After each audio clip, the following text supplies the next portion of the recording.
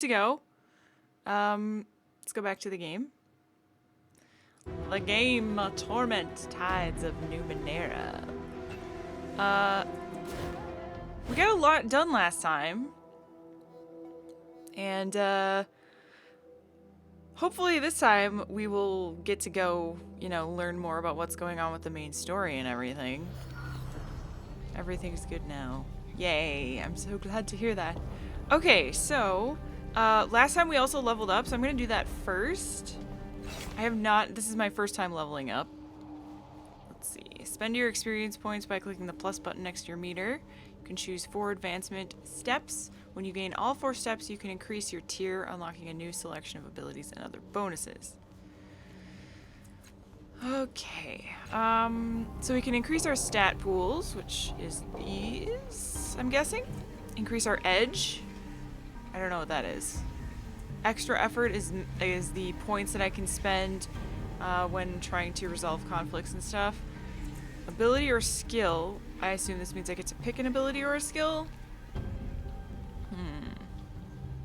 I don't know what edge is. Edge, what could that be? Hang on, does that say that anywhere? Edge. I don't remember hearing that. Evasion, willpower, fettles.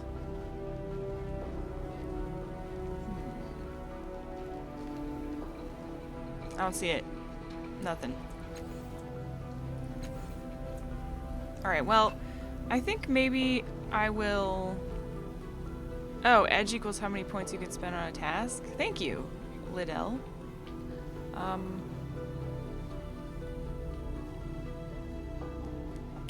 Wait. How many points I can spend? So actually I think edge is what I thought effort was then. Oh my god, I'm so confused. I'm just gonna increase my stat pools. I'm gonna get more intellect and speed. Did I learn that or remember it? Huh? You learned it, trust me, and we're good. Okay, you didn't level up, did you? No, you're not there yet. I like this experience bar. So, So it's not... I like how this game changes, like, what everything is called. So, like, Fine. leveling up is tiers. You can advance your character into tiers.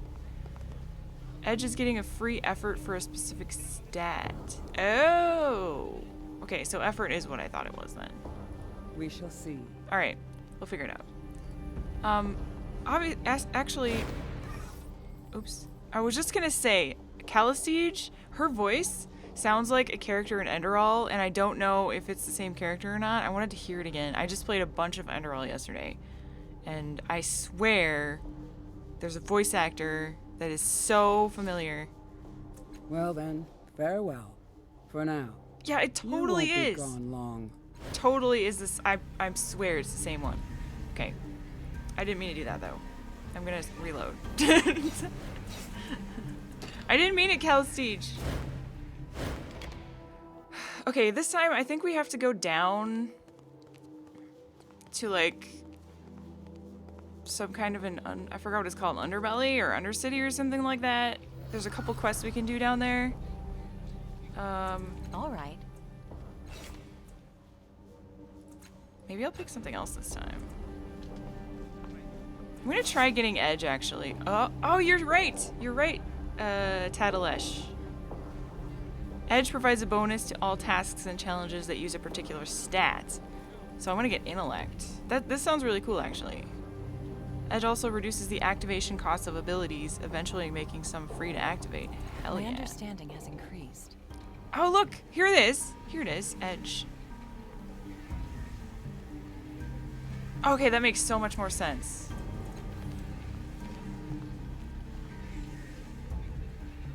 Undercity sounds like Blighttown or something Dark Soulsy. Of course. Yeah, or Azerothy. That's what it sounds like to me, because I've never played Dark Souls. Without doubt. Okay, so quest journal. It's been like 5 days since I played this, so bear with me for a second. We have to remember what we're doing. I'm pretty sure we finished one of the main quests, though, and we have to go down somewhere else. Search for the missing girl.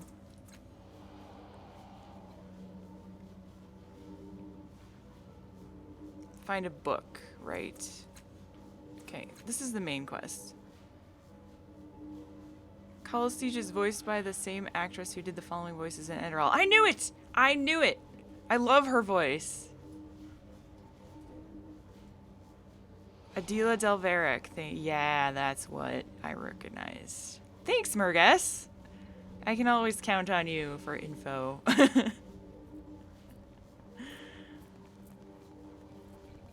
Wow, she was a lot of voices. But yeah, that's really cool that she was in there. They actually had amazing voice actors in Enderal. I just can't praise that game enough. I really can't. Finished it last night, by the way. Pretty amazing. Okay, anyways, back to this game. This is the main quest. I'm just gonna go for this because we'll probably find these along the way. We don't know the name of the mysterious artificer, but the other cast-offs might. Only one of my siblings is presently in the city, an albino assassin named Matkina. Perhaps she can give me answers. Yeah, but didn't we find out she was... What happens if I click this?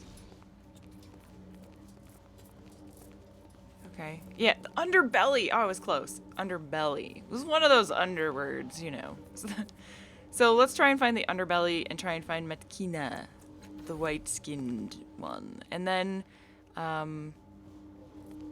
yeah, that other crazy lady was talking about her, too.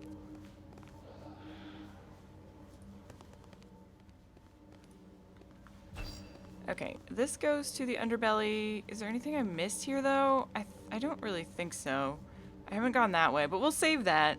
This looks a lot less intimidating when I open it on the map, actually.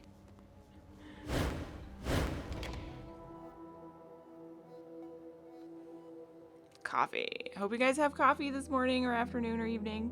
Actually, if it's evening, you probably shouldn't have coffee, unless it's decaf.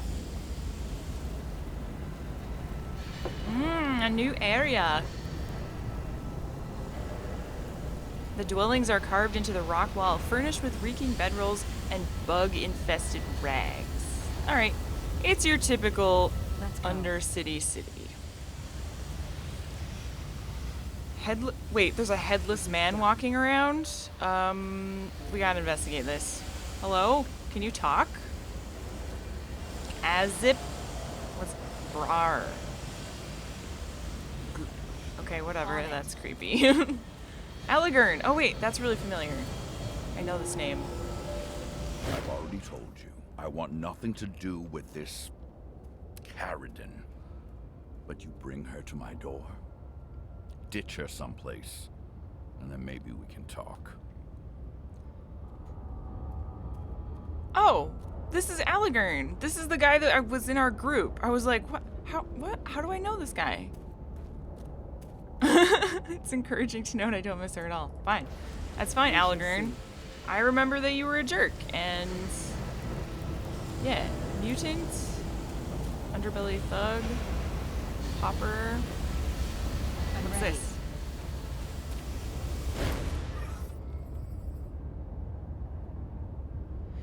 A dark sphere inhabits almost every socket in the obelisk that stretches towards the cavernous ceiling. No one else seems to be paying the odd structure any attention. Like most Numenera, it's simply here, and if it can't be used, it's treated as part of the scenery.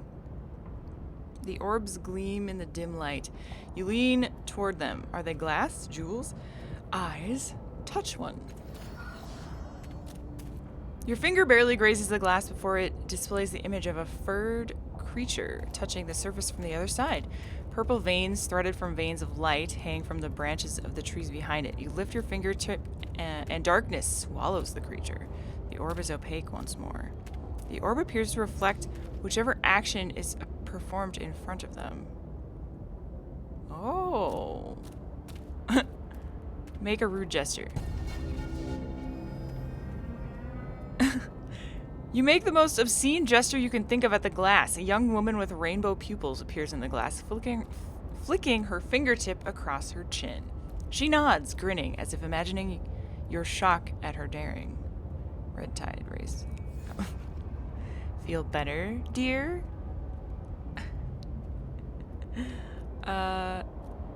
Make an even ruder gesture at the structure. The rainbow-eyed woman rewards your gesture with one of her own. She jabs a finger at her knee, grinning at her own audacity.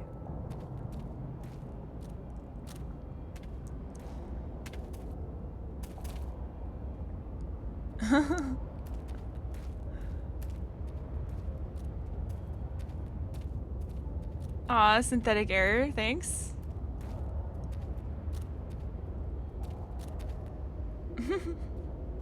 Thanks for watching at work. You know, be careful. Be careful. Alright, make an even ruder gesture again. Okay, that's not getting me anywhere. Let's hum a little song. Nothing appears in any amount of dark orbs. Instead, the whisper of many voices joined in song curls from the obelisk. So low that only you can hear it. Tell the orb a secret? With your lips nearly brushing the surface, you whisper a thought you've never told anyone. A too-tall, narrow-hipped being, a visitant, appears in the glass, long fingers clasped. Meeting your eyes, it speaks words you cannot hear. You can, however, sense its thoughts. They tickle an odd part of your mind. Dizziness overcomes you. You suddenly know that the visitant speaks stolen words and that blood was spilled to take them. Even though the cause was just, the visitant is deeply ashamed. It fades into the black of the orb, lowering its head.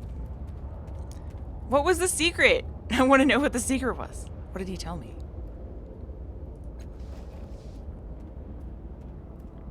Alright. So we just got some free experience there, I guess.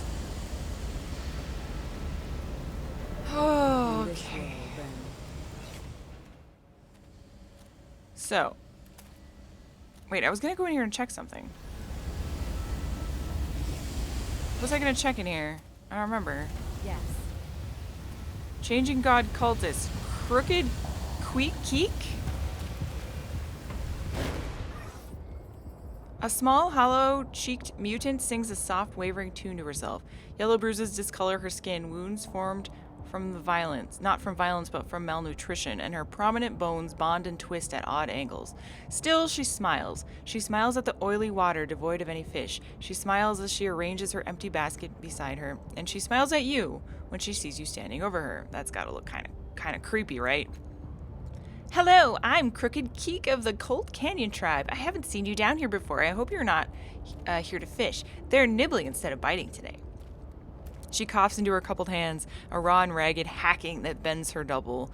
You take her for a child at first, but after studying her features, it's clear that she's in her late teens. It's only some mutation and her bony structure born of starvation that makes her seem childlike. Your real name is Crooked Keek? Sort of. My parents call me Keek, but the nickname came later. She hunches over, her eyes darting shadily from side to side. It's because I sell junk for high prices and bribe the levies to carry people off in the night. No, not really. People call me Crooked because I look twisted and broken. I wish they wouldn't, but it's okay. I am crooked, right? Aww.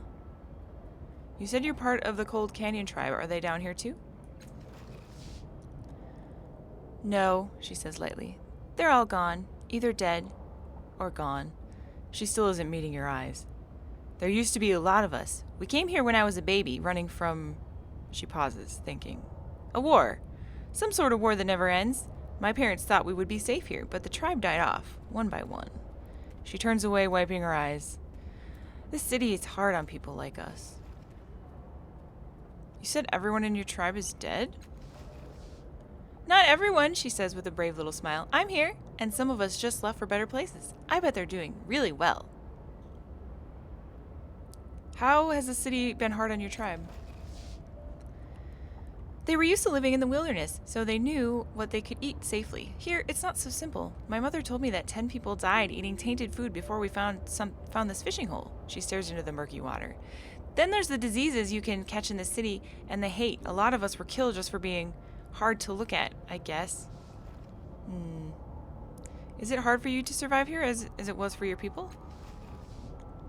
No, she says, smiling. I don't have a lot to eat, but I'm more resistant to sickness than my parents were, and people here know me. They leave me alone. Interesting. Don't you mind that people call you crooked? Not Not really. I can call them all liars, can't I? She smiles. But it's not that radiant thing you saw before. Why do you think the fish aren't biting? The fish down there are pretty fast and smart. They're nibbling at the bait, then swimming away. She watches the line with a combination of hunger and weariness. It's hard for me to get them into the pole in time when the rod twitches, and harder to reel in the catch. I'm not very strong. Can I try fishing with your gear? You're welcome to it, she says. Only if you do find something. Could you share? She trails off, blushing. Never mind. Company is better than the scrawny fish. Do you know where I might find a woman named Matkina? Matkina? She gasps. That's not what people call her. She leans toward you, eyes as round as coins. They call her the White Death, she says. She's an assassin. I don't know where she is, and I hope I never do. An assassin. Okay. Yes, child. Let's try fishing. This thin, glowing thread pierces the surface of the water and plunges deep into the black depths, like a white line drawn in shining ink. Examine the line. You try flicking the shining string and your finger goes right through it. Could you try catching something for me? I've had no luck today. Besides, everything down there is pretty much stronger than me. Okay. You pull on the line and something in the dark pulls back. You press your lips together and reel in your catch. A muddy cipher dangles from the edge of the line. It's beautiful, Crooked Keek breathes. I was just hoping for fish. I can sell it and eat for weeks. Aw. I want to keep it, but that's mean. It's real mean. I mean, I'm not like a super nice character, but I want. Hand it over. Gold Tide. Stupid Gold Tide. You pass the cipher to her and she squinches her eyes shut in unmitigated joy. Thank you. Use my fishing pole whenever you want. Tug on the line. You take hold of the fishing rod and begin reeling in the line. But nothing is on the hook. You better luck tomorrow. Okay. Oh, I could have got a cipher there, but it's okay. I'm pretty confident that we're going to get a lot of ciphers, and hopefully doing that allows me to, get something good in the future. Ewer Liddell, thank you for following. Sorry if I butchered your name. Alright, examine. This grisly crime scene is blocked by Folsom and his thugs. Well then. Folsom, huh? This man towers over you, enormously fat and draped in gaudy robes. His expression is calm, stern, even, as he regards the bloody mess spread across the floor and wall. The hooded figures on either side of him tense as you approach. He turns to inspect you, eyebrow lifted, and raises his hand. His bodyguards relax, watching you. In the space of a second, his eyes flick over you. He nods, apparently to himself, as if your presence has confirmed something he expected. One of the cast-off godlings. This explains the missing pieces. What are you doing in the underbelly, falling star? I'm looking for someone. Are you? He says. I know everyone in the underbelly and I'm seeking someone as well. Perhaps we can help each other. I'll remember that. He turns his back on you, staring down at the vast pool of blood. This is all that remains of Weedle, one of my proteges. I had hopes for him. Now they will never be realized. The underbelly is poor without him. The rage beneath his voice cuts each word shorter and shorter. Bring me any information you find. Help me discover the identity of his killer, and you will be rewarded. He exhales sharply, then turns around. The fury you glimpsed in him is buried once more.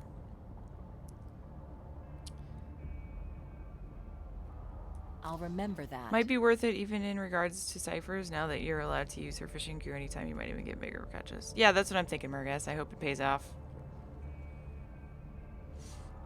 There's an assassin named Matkina, he says. Ah, she's known as the White Death. I have helped her find work in the past, but she has become erratic. If she's not involved, she might know who is. If you wish to help in this matter, ask her what she knows. The creature named Mapper may know where she is. You can count on me. Sweet! I need to do that anyway.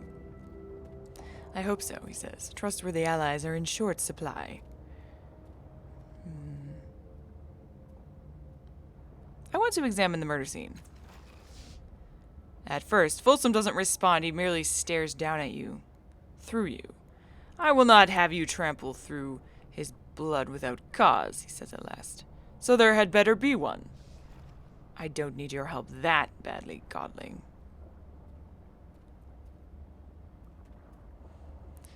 I know you are grieving for your protege. All I want to do is catch the killer. He's beyond caring about such things. Besides, it may help me find his killer. If you want help, then let me pass. The murderer may have left evidence. I don't know unless you let me look.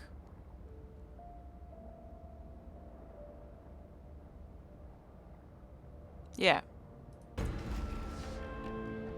He casts a doubtful glance behind him, pauses, and then nods. Let her pass when she's ready, he tells the hooded figure at his side. They incline their heads. Folsom seems like a strange name for you. Yes, the big man says. The name was a gift, a somewhat of a witticism from my departed mentor many years ago. Before long, the name was the only one I was known by. A true gift in light of the unfortunate nature of my given name. Do you have any idea about the killer's motive? Still didn't get the tides thing. Is it some kind of overview of how strong each tide is? I don't really get it either, Liddell, honestly. I was hoping that it would, like, come into play at some point. It seems like they represent kind of different personalities, like different options that I pick changes the tide in some way, but I still don't really understand, like, how it changes the game. I don't know. I hope I find out, or if someone knows, please explain.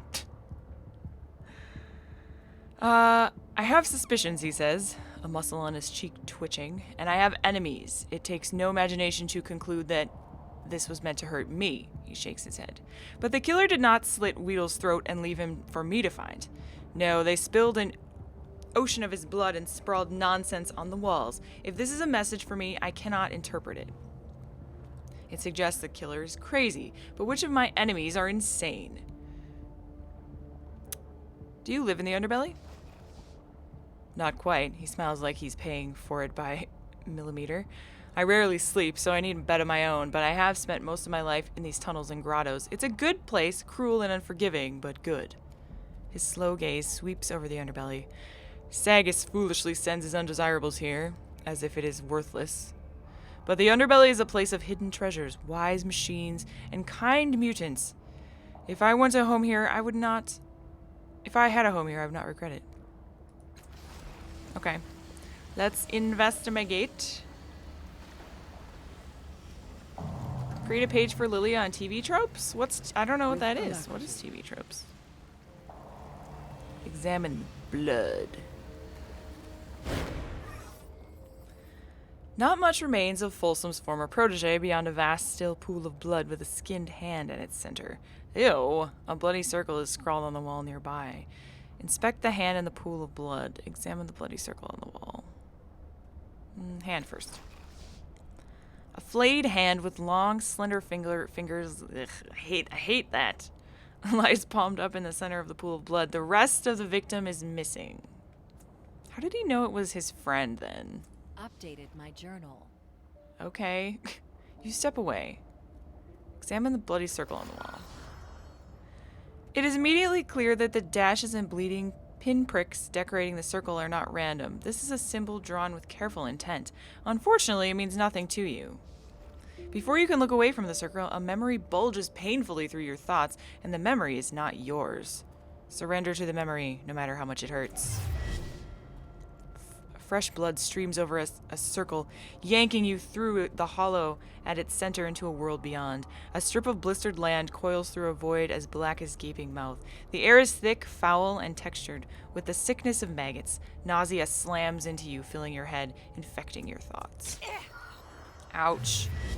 You shove the horrific memory away from you, slamming your mind shut like a door and swallowing the knot of nausea in your throat. After seeing the world, the bloody pool at your feet seems almost mundane. So I got experience in exchange for health, basically. What happens if I examine it again? Nothing. Okay. So unfortunately, I don't know what that means. As you wish. Could imagine your tide alignment determines how other characters react to you in dialogue. Might also make the use of certain ciphers. Oh, that's a good idea, Murgas. I bet you're right. I bet you're at least right about how characters react to you, I would assume. Ready. Because if I go to my character sheet, I'm currently in a red tide. It just kind of says my personality or people that are in the red tide, how they act. So that makes sense that it would do that.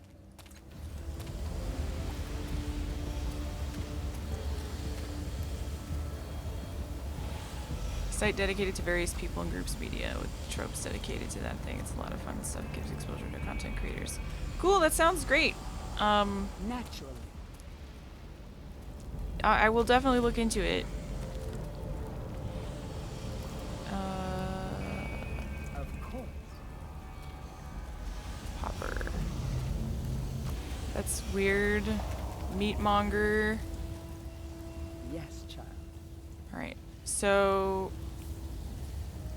Crap, I forgot what dude was supposed to know about it.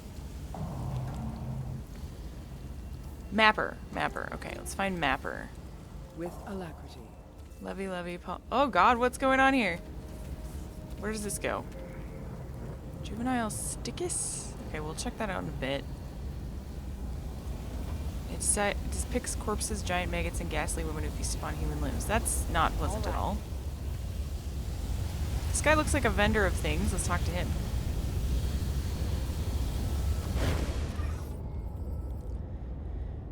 In a stall filled with all manner of dusty parts, connectors, and strange devices, a woman tinkers with a half-assembled power source, peering at it through spectacles and having several adjusted lenses. Her long white hair is disheveled, and the skin of her thin frame is marked with small scars and burns. She looks up curiously as you approach. Welcome to Michela's Mechanicals. I got a bunch of broken stuff and a few things that need work. You want any of it? Let me know. Where'd you get all your stock? She shrugs. Trade, mostly. There's an old priest named Eligern who brings me things now and then. Doesn't like to tell me where he finds them, so I don't ask. Eligern. I get stuff from Little Manth, too, though sometimes his stuff too hot to touch. Even a few things from the Sticka, if you can believe it. You trade with the Sticka? Now and then. They dig up all kinds of things in tunnels of theirs. Picky about what they trade, though. Only want things that hold a lightning charge. Flash packs, generators, that kind of thing. Her brow furrows. Which is weird now that I think of it, because their eggs hold a charge, like little batteries they are. I've even converted a few of them to power things. They don't sell the stick of that. But don't tell the stick of that. Be like using a baby for firewood in their eyes. You know a woman named Matkina? Pale skin, hard looks? Oh, I know that one. Carked and twitchy. Asked me to ken the workings of some weird old device she had. Obsessed with it. Like it was a bit of sniff, and she had to slave it. Never seen the like. Near to killed me when I couldn't make it work for her. She frowns, remembering. I'd been mad, except I saw how sick she was with it. Shaking, tears, the whole lot. Sent her on her way and wished her luck. She'll need it, poor thing. Oh. Okay. So she was in a bad way. Let me see what you have for sale. She's got Avitral leather jerkin. A ripped spike cipher. Deals 15 damage and confers immobilization. Ripped. Okay, sting charge. A little bit better than mine. Does energy damage. She wants 88 for it though. Probably not worth it. And then this thing. Artifact. 1 training and intimidation skill. Plus 3 damage. -1 intelligence. Nah. Probably not. I could sell that. I think I'm gonna sell that.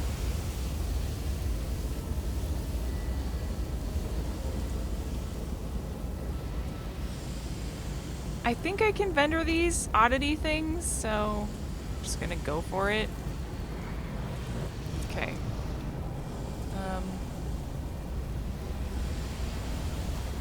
Furtive Eidolon. 50% on stealth task, 50% on perception task, and automatically attempts to hide as a free action at the end of each turn.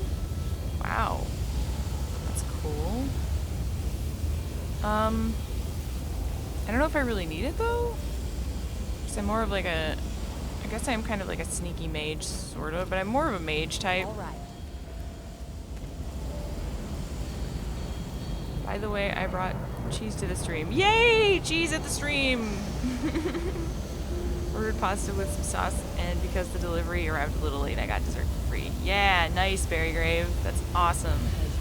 Super jealous of your cheese. And your dessert as well. Raise the engines.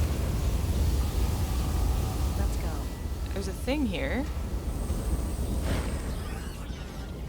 A set of floating rungs rises from the floor, leading up to a more conventional ladder built into the side of an ancient ship. The ladder disappears into darkness above. Climb up. Yeah, let's climb up.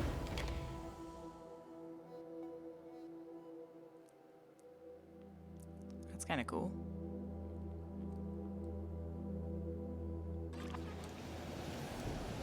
Okay. Wealthy people up here. Oh, this goes back up. Of course, okay. Wait, where am I? Government Square. Oh, okay. Is this... Okay. Let's go. So this is just another way. Okay, we're gonna go back down. Because that... Fine. I don't think we want to be here quite yet.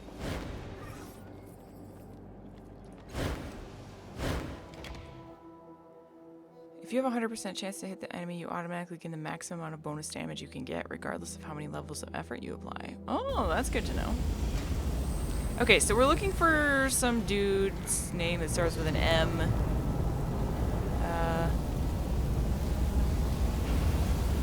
Ancient ship is embedded into the rock, and only its lower portion is visible here. The workers are using... What? The workers are using its roaring engines as a smelting furnace. Yes, now. Interesting. What are you guys making? Hundreds of broken Numenera are piled here. The workers are scavenging them for parts if they're useful, or throwing them into the furnace if they're not. Guys, is this sound okay, by the way? I did turn it up from last time, so I'm kind of worried. All right. Okay, Allegern, you suck. Popper, mutant. Mantha Paw, was it you? Mapper, no. Well, we'll talk to you anyway. Okay, thanks, guys. This lissom Jack looks down on his luck, judging from his bare feet and dusty jerkin, but he takes in his surroundings with a hopeful gaze. As you approach, he smiles and throws out his arms in greeting, which reveals the tools of his trade at his belt. He puts a finger on the side of his nose and gives you a wink. Now, help meet. Got any vert plod for a top side slipper? What? Hey, it's my old friend. Wonder if she got any new work for me. What? Is this guy crazy? I have no idea what you said. A look of panic flashes across his face, instantly replaced by a big grin and a hearty laugh. Ha! Just a little nonsense phrase we used to say to each other back in Cure Karen. You looked like a woman I knew there, so I thought I'd see if you remembered it. Pay it no mind. He claps his hands and gives you a fresh once-over. So, new to the underbelly, eh? Just visiting, or looking for something in particular? This isn't the woman I knew. Strange. She's a spitting image. That's creepy. Who are you? He bows. Mantha Paw, professional fenestrationist. Recently arrived in the big city from fair Keokorin, and at your service. Where's Keokorin? Keokarin. What? You've never heard of the old song? Do you know the way to Keokarin? He starts singing. In back of the old, back of beyond, east of the spire and west of the Rond, that's where the girls are footloose and free, that's where my sweetheart is waiting for me. No? Not one of your favorites? Ah, well. What's a fenestrationalist? Oh, well, it's, I open windows for a living. What? Open them, crawl into them, Relieve them of their valuable contents? Oh, okay. What can you tell me about this place? He smiles, sly. What can you tell me about the shins in your purse? Have you got a few to spare? I'm skint at the moment and it's making it hard to remember things. No, I'm not paying you. Yeah. Go. Didn't we have a mechanic friend in one of the memories? Character creation? Go. Yeah, we probably did. I don't really remember it though. There was a few different Ready. memories. A flight of stone steps descends into the water. The cavern beyond gradually widens and connects to the sea. Yes. Varanoth. Where's... Oh, Mapper! There he is. In See him? this world, then. Mapper. From a distance, it looks as if this mutant is wearing a form-fitting suit of finely patterned lines in white, yellow, and pale blue. On closer examination, it becomes apparent that these are tattoos, and they cover nearly the entirety of his body, even his shaved head. His actual clothes are simple and torn, and his boots look as though they've seen hard use.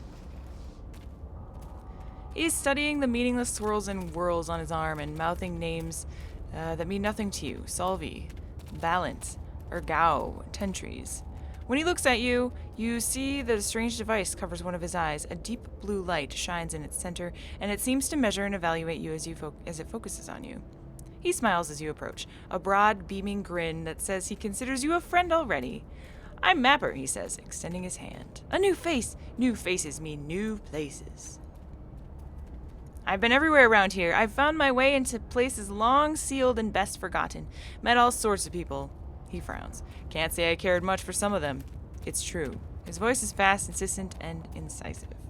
Still, I try. The communities of our world are islands of light. Sometimes they wink out and sometimes they flare up. I want to link them together. I want to be a bridge. Right. So you say you want to be a bridge. How would you even do that? He shrugs, a faint smile on his lip.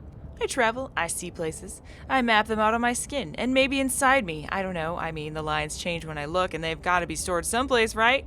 He scratches his bald head. The lines flow under his fingers. I just need to collect places. I need to know that I've done something. Making maps is all I know, just all I want to know. Interesting. Where'd you get all these tattoos? These are not tattoos, they're maps. He exposes a shiny grin. Maps of places I've been, I've heard of. He covers an artificial eye with his hand and says, if I look at my skin like this, it's meaningless. Then he uncovers it and says, but look at it like this. Suddenly, I see a map springing up off my skin. I focus on it. If it all comes clear. Buildings, people, smells, even a route to get there. It's worthless to anyone else, of course. Without me to interpret the map, it's a combination of my mutation and the lens. Finding the eyepiece was the best part of being born like this. He sighs contentedly. It made me feel like my life made sense at last, and that my friend is far more luck than anyone deserves. So anyway, I'm looking for a woman named Matkina. Do you know where I can find her? Making a note. Matkina, the White Death? I've heard of her. I know where she hides, too. He grins wide, exposing a wide mouth of extraordinary white and clean teeth. I can tell you where she is, but I hate to say it comes with a price. Much as I love to talk about my travels, I need to finish a patch of my Segas Cliffs map, and I need bragging rights for the next time I see the navigators, he shrugs. Also, she might not be happy that I've told. But I might be able to help you find it, for a trade, of course. He drops his voice. Have you heard of the Changing God? Savior of Segas cliffs in times past and so forth? They say he had a sanctuary under the city, a place he used to retreat to and plan for the future while he thought on his past. You know, making possibility maps? That sanctuary is the one important place I haven't seen in Segas Cliff, and I need to fill my map. As far as I can tell, it's not far past the Stickalair. The problem is having it that I just can't make any sense of the language. Maybe you can talk to them. He shrugs disarmingly. It's a hell of a price, I know, but there it is. You want to find Matkina? You'll find the sanctuary for me. Why don't you go look for the sanctuary yourself? The schist-sucking sticka, that's why. They've got their precious eggs in their lair, and they won't let me in. It's not like I've got any interest in the eggs, but, I've got no patience for dealing with the clicks and rumbles. I just want to know. Got me? Is there some other way to get past the sanctuary besides the sticka lair? He sighs, exasperated. There must be. Changing God wasn't the kind of person who just put one entrance into the place, but I haven't been able to find the back door for the life of me. I'll be back once I've found the sanctuary. Alright, well, yeah. Definitely first dungeon incoming, probably. With alacrity. So... Of course. this way, I believe. In an instant. Sticka. Checked. Massive creature looms over you. A scent like lightning and an underground cavern washes over you, and it reminds you of nothing so much as curiosity. It chitters and rumbles, waving its large claws over an expressive dance. Something about this smells, sounds, and gestures seem familiar, a niggling itch at the back of your mind. At least you remember the taxonomy now. This is a stickus, a huge burrowing insectoid. Oh, those are insects? Gross.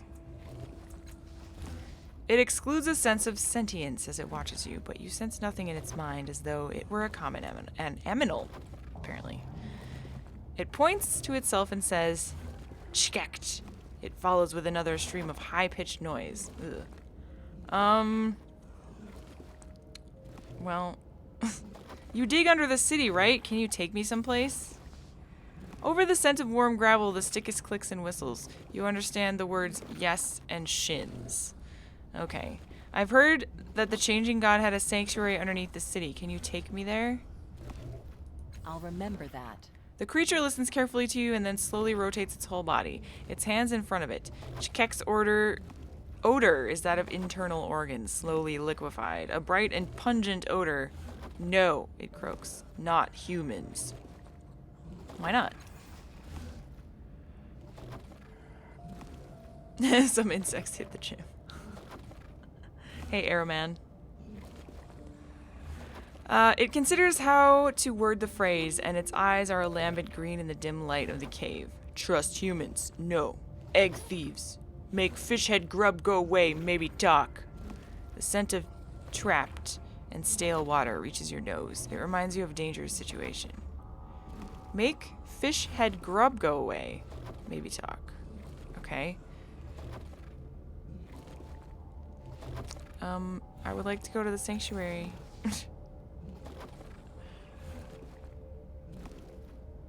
What do sticka use shins for? It points to various items in your belt in person, and you think it's telling you that sticka buy items from a human. Let me ask you some more questions.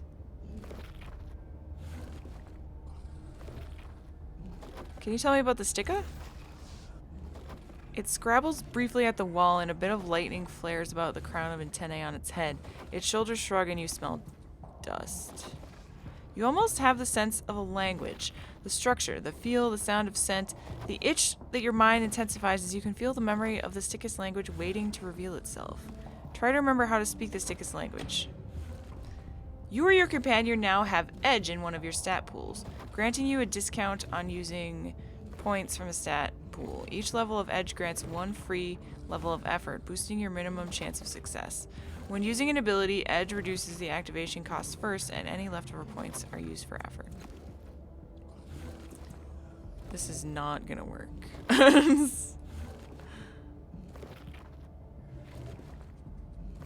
Apparently I can't cancel it though. I guess I'll try it. Holy crap, it worked. Your mind blurs, a memory racing up from forgotten depths. You see yourself interlacing with the stickus, the two of you patiently exchanging hand signals, a small box between the two of you translating your words and thoughts. Each time you convey a thought of concept, the device sends a stimulus into the appropriate parts of your brain and electricity into your limbs, making you a marionette. Your muscles twitch in sympathy with these memories, and you realize that the stickus tongue is a jumble of scent, movement, and sounds.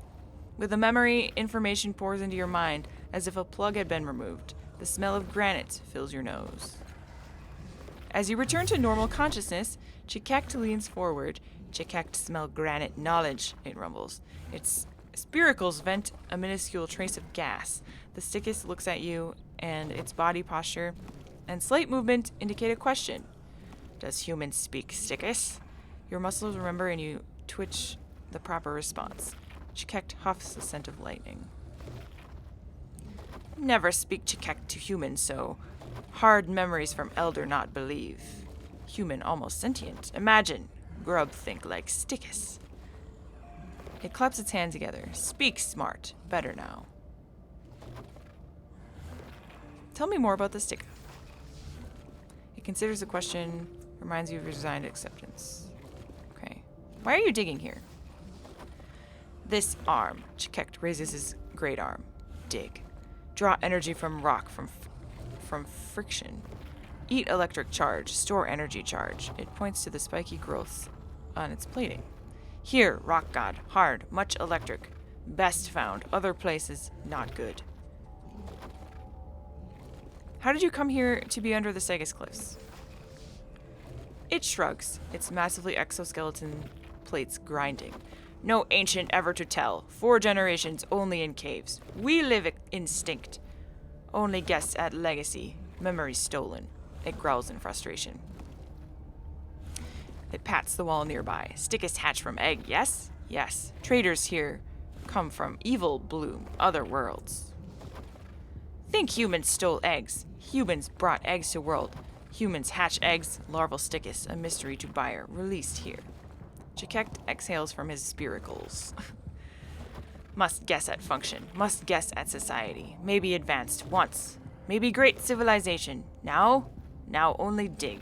Dig for clues. Oh, that's sad. That little girl was stealing their eggs, too. What a biatch.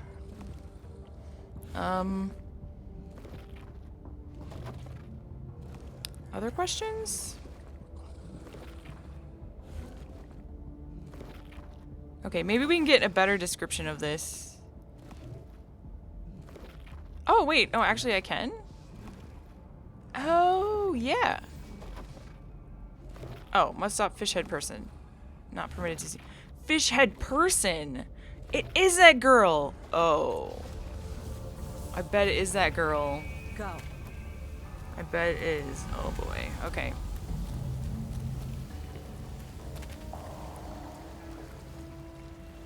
Fine.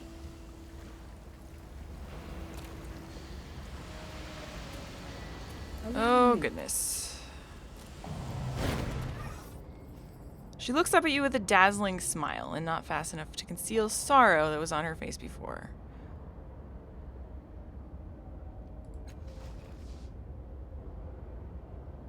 How do I stop her though? I don't really, there's no dialogue option.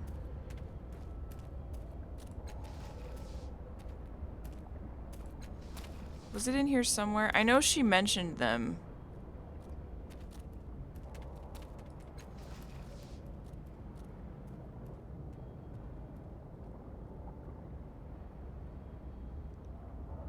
They say that she can freeze your body by speaking her name, and if you look her in the eyes, all of your hair will turn white. You don't believe those stories about Matkina, do you?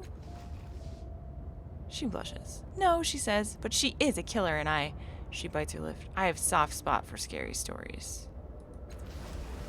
How do I stop her?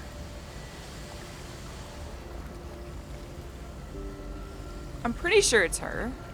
All right. She said she was stealing eggs, so...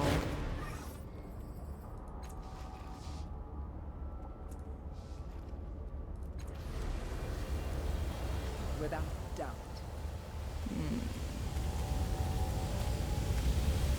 Can I ask Calistige about it?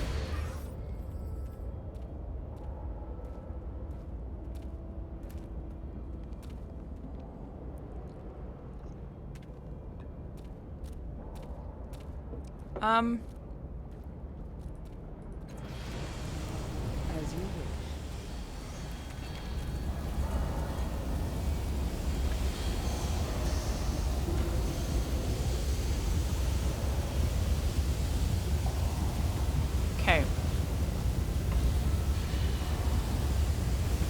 worker refused to let me into the Changing God's sanctuary. I have to find another way to reach it or convince them that I can be trusted by stopping the fish head person, which is...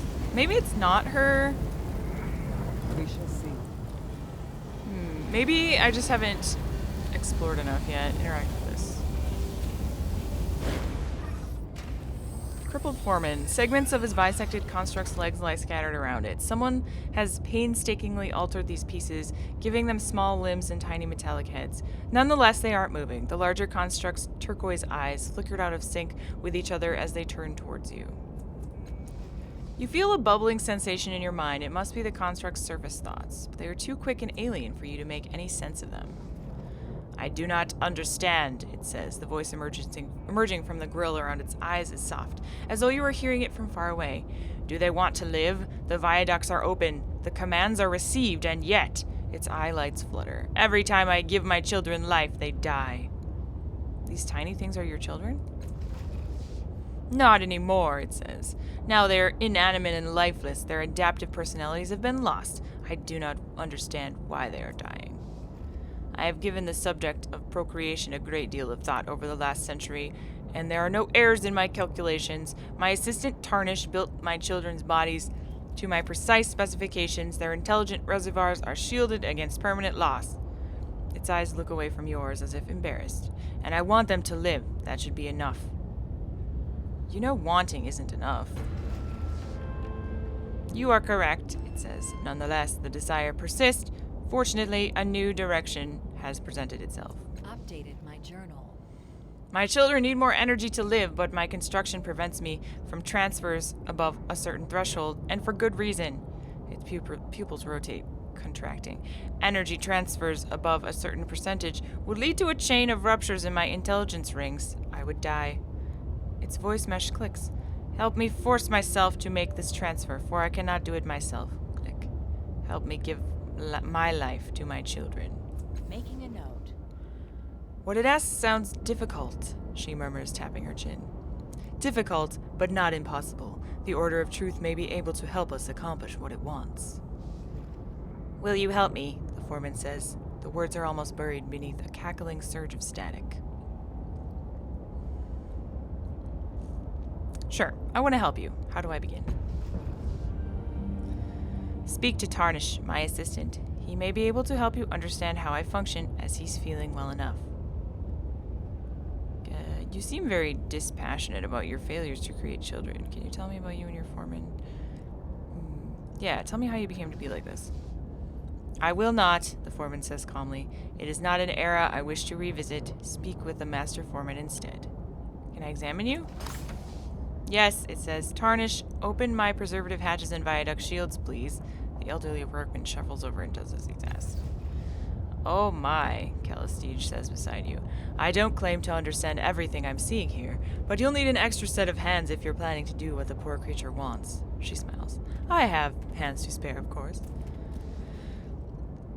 You've never seen technology like this. Wires pass through glass tubes threaded with pale light and star-speckled darkness. You glance over at Tarnish. He's looking away, arms crossed, as though unwilling to watch a stranger tinker with his master.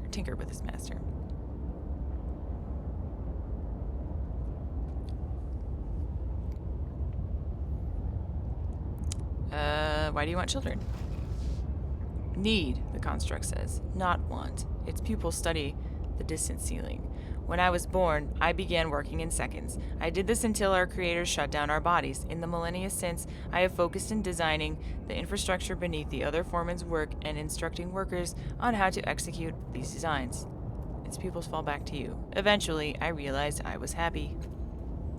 From time to time, my workers brought their children from the manufactory, holding their small hands, explaining the mysteries of this place to them. Its pupils flicker off. It began as a thought. What would I reach my own children? To be curious, to explore, to ask foolish questions, to see what world above that we three have never seen. The foreman's pupil reappear. And when I thought these things, I saw the shape of my children, outlined by daylight. They already existed.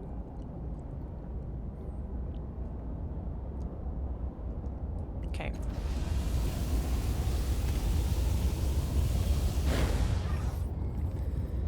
The elderly man stares vacantly at a distant wall, muttering under his breath. His hands flex on the air, twisting and tweaking as if he's repairing a machine only he can see. He jumps when you draw in a breath to speak.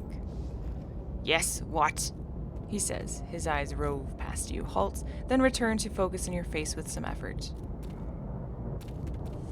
Ain't you a quiet one? He says cheerfully. The underforeman makes no noise, more noise than you. He makes more noise than you. We should hang chimes from your ears and keep you from surprising people. What do you need? What do you do here? I take care of my master, he says simply. The underforeman.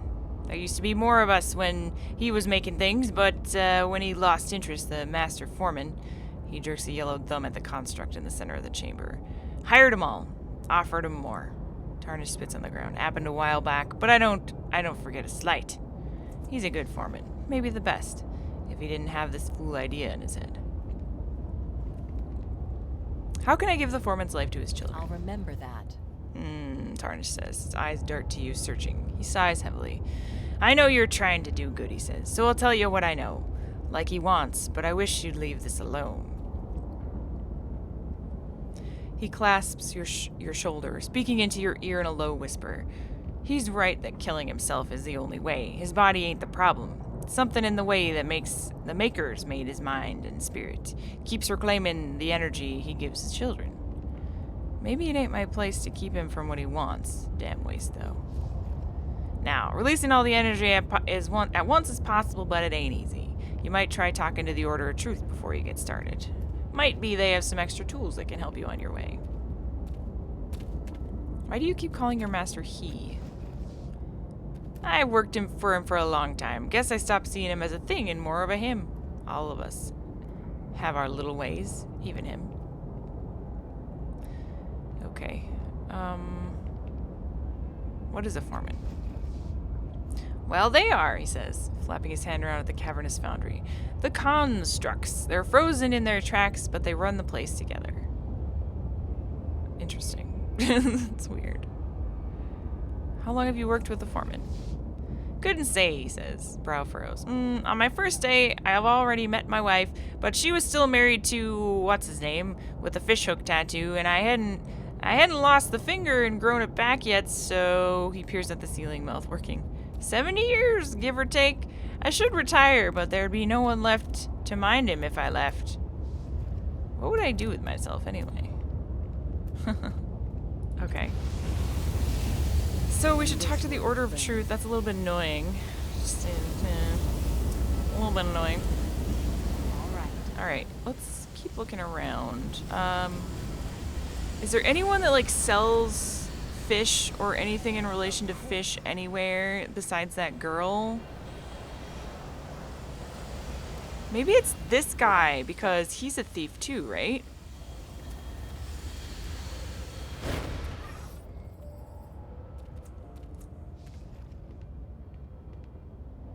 I want to ask you about the underbelly.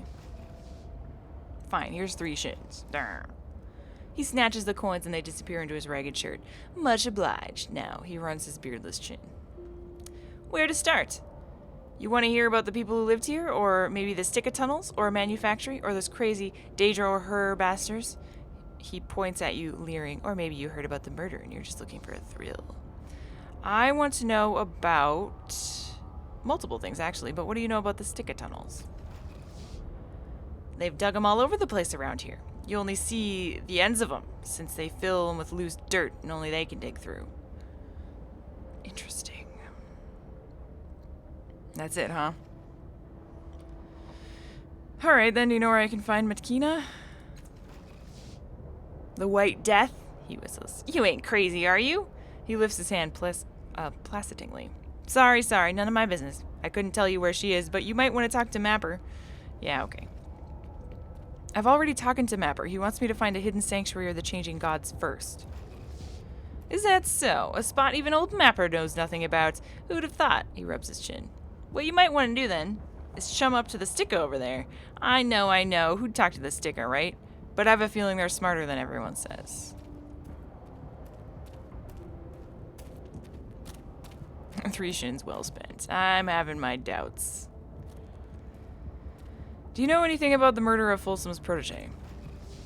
Now that's some spooky effluvium and no mistake. Circle of blood on the wall, but all they found, the Vic, was a skinless hand. It happened in that alcove on the other side of the structure, if you want to see it. I already saw it. That's it? You're useless.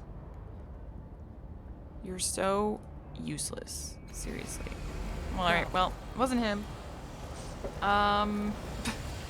I swear it's this girl. I don't know how to kill her, though. Or whatever I need to do. I don't know if I'm supposed to kill her, but... Yes, child. Meatmonger? Does he sell fish? A short, solid man stands behind a smoking grill, turning pieces of meat with a pair of grimy tongs. Sweat is pouring down his grizzled face, yet he's uncovered head to toe in grease-spattered clothes. His sleeves are tight on the wrists and his collar pinches his neck. Nearby are the large vats that are filled with living meat, great amorphous masses of it, with appendages growing from them like the limbs of animals drowning in the meat swamp. The first vat is filled with thick, throbbing muscles, red and raw. The second is flapping monstrosity of leather wings, and the third sprouts hundreds of lack tails, all wiggling obscenely. The cook looks up from his work and gives you a sweaty smile. Hey-ho, I'm Mook, the meatmonger. What'll you have? I'm looking for Jack named Mentigina. What kind of meats do you sell? He laughs and bangs the grills in his tongs, making sizzling grease fly. 3 kinds, friend. Anine, Drebel, and Lack. Right in these vats, actually. Want some? I've never seen meat grown in a vat before. How does it work? How? He shrugs. Couldn't tell you. Found a little doodad back when I was a butcher and fiddled with it all day long, kinda like I do now with my tongs. He waves the tongs around to show you what he means. So one day I was fiddling with this thing while cutting up a carcass, and it kept growing back. It's missing parts. Cut the tail off, and there it were again. A moment later. It's Iguana Bob all over again. Iguana Bob is the worst. Crazy, right? But it gave me an idea. I could open a little grill with no overhead. And it worked. Been cooking the same 3 hunks of flesh for years now. That sounds disgusting. Why are you all bundled up like that? Oh, account on the toes. On account of the toes. Nobody wants to see a man with toes growing all over his body, especially if he's cooking their food. Not even people in the Undercity got strong enough stomachs for that. What? You say you have toes growing all over your body? Hey, we all got our problems, and I got it better than most around here. Ain't my fault anyway. Well, I guess it's a little bit my fault. Okay. I gotta see what he sells. I'm curious. I'll try the Drebel wing. 2 shins. Never mind. I changed my mind. I thought I could just look at his inventory, but no. Let's check this way. I haven't gone this way yet. This is probably just gonna go back up, though. Leave area. What about here? Ready. We shall see. This way is... Oh, hang on. She raises an eyebrow and waits. Calisage. I did not mean to talk to you. I wanted to look at this. Go. Oh, it's just loot. Okay. The tunnel is blocked by debris and it's loose enough that a burrowing creature could easily push its way. So that's a second way, but they fill it with dirt, so you can't get through because they're jerks. Let's go this way. What's in here? I'm curious.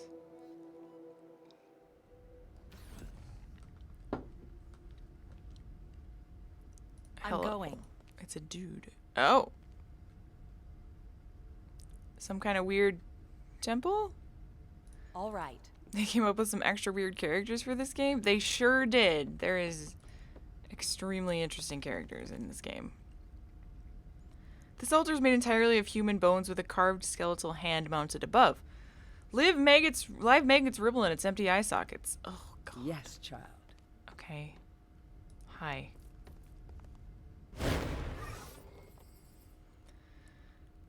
This short, squat woman rakes absently in the swallow red tattoos, discoloring her pale, naked scalp. Her claws draw blood. She doesn't seem to notice. Her head jerks up at the sound of footsteps, and her too large mouth widens in a sharp-toothed smile.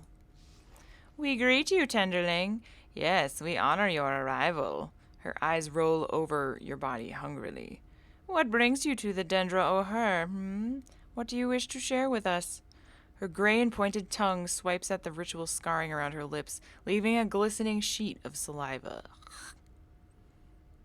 Who are you? We are Gzay of the... She pauses. You may not know the word, but we come from another world, a heavier one. More rocks and less life. She rubs her arm absent-mindedly. Have you not met more party members yet, or did you not want them? I met one other person. Well, actually, no. I had to kick the dude out because he didn't like the girl. So, other than that, I have not met anyone else, no. Aragorn something? The Aragorn. I'd like to have him in my party. That'd be great.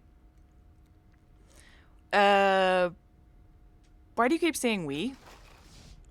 Because we are we, she says, blinking. Only newborn tenderlings are I, and that is only until they meet their first meal of milk. Our world is not like yours, she says. It's not so rich. There are no animals, no... She pauses, frowning. Vegetals? None of those. The only flesh is our flesh. She sighs. But we are blessed. When we eat bodies, nothing is lost except the corpse.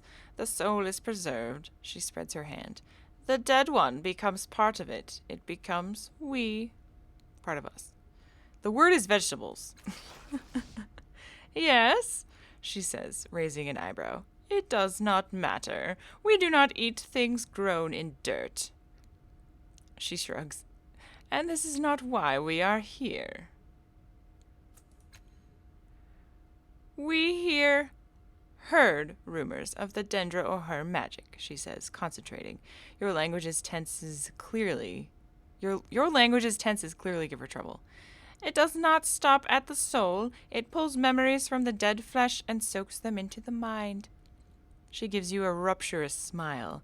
So we come through a portal in the bloom to learn this magic. We found our way to Sagas. We asked to join, she sighs. Now the portal is gone, we hear, but we will make another in time. How many bodies have you eaten?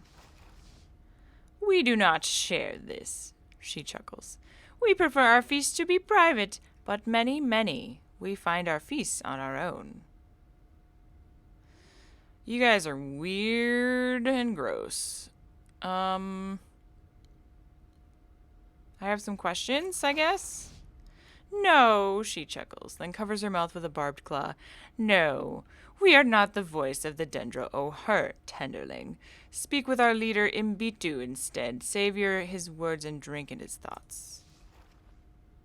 Okay, I guess.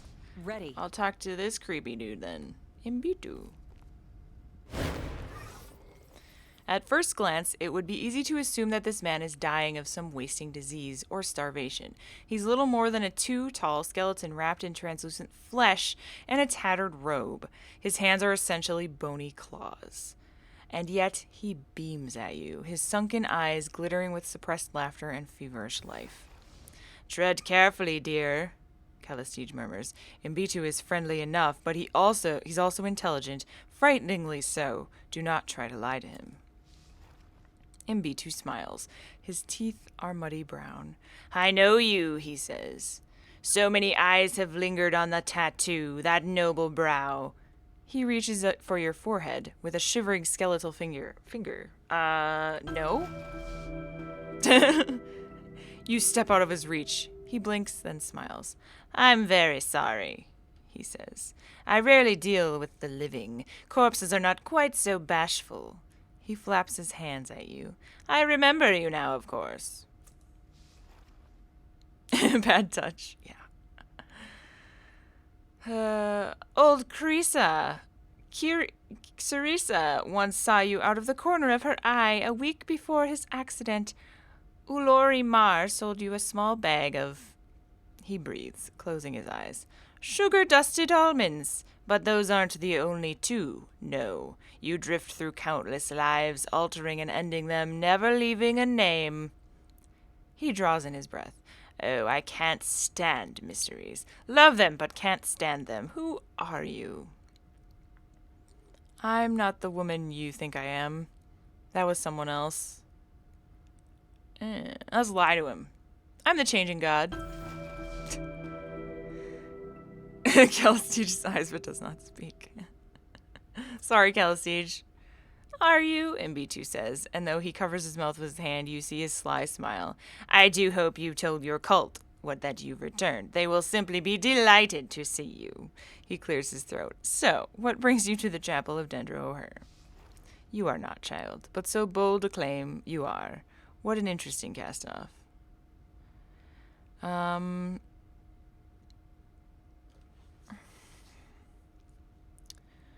A sculptor told me that your people may have found a man killed by a strange creature. Oh, yeah.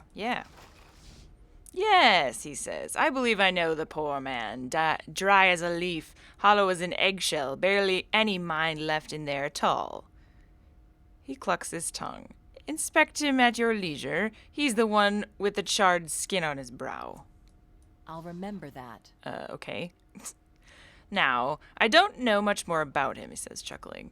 Though I can assure you, we plumbed the depths of his mind and body for answers. But I seem to recall seeing him before. Possibly not through his eyes, mind you. In Cliff's Edge, he was coming out of a building near the chirurgical parlor. Okay. He was coming out of a building near the chirurgical parlor? Where's that? Cliff's Edge. Alright. Hopefully that's in my journal. I'm helping Folsom investigating some trouble in the underbelly. Can you answer some questions? Of course, he says. And do tell Folsom hello for me. We are dear friends. He raises a finger. Well, he frowns more than I smile, but we do have a grand time whenever we meet, which is often. That's very nice. One of Folsom's proteges was murdered. Do you know anything about it? Not a thing, he says, then grins. Why? Am I a suspect?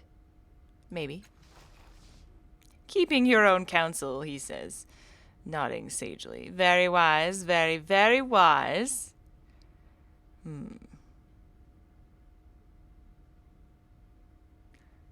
Chirurgical, archaic, of or relating to surgery, surgical. Oh, okay, cool. Thanks, Larian. I guess that makes sense because these guys are creepy. Are you sure you don't know anything? I don't. If I did, even in my best of times. Folsom is such a surly dinner companion, I can only imagine his mood now. I'd like to question your acolytes. Is that okay? Can't allow it, I'm afraid, he says with a thin smile. Not without reason. They're young and easily distracted from the path I've laboriously carved before them. Perhaps another time. I'm done talking about the investigation. Alright, well, take great care. I mean, he's nice, I guess. Of course. I guess. So, our journal was updated a few times. This wasn't updated, though. No. Track down the murderer.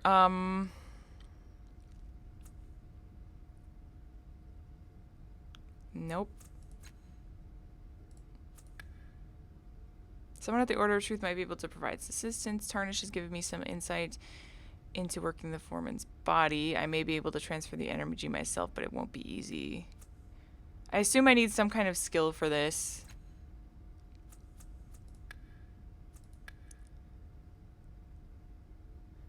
Okay. Probably to their chapel in the underbelly. The leader of the Dendro informed me that the Sorrow's victim lives in Cliff Edge. His house was near the liturgical parlor. Perhaps a clue to his identity can be found there. Right. That is not where we are right now. So In this world, then. that was interesting. Nice, creepy people. Very friendly and stuff.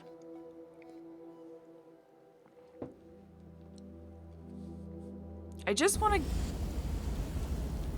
I'm thinking... With alacrity.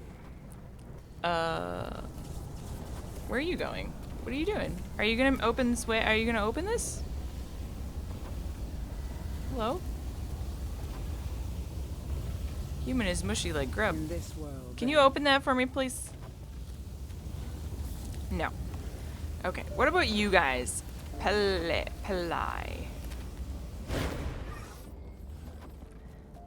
A violet-skinned visitant paces back and forth before the cavern's opening. It wears fine clothes that serve to accentuate the tall, thin crest on its head. A symbol has been painted onto the crest, mirroring the insignia marked on its chest. Its clothes are finely tailored and well-made. The name of the creature's race crawls to your mind. It's a Vargilin.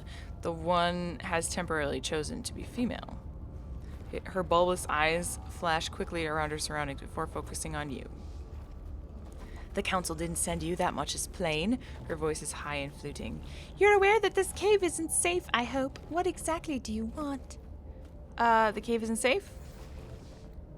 Not unless you trust the discretion of the Sticka.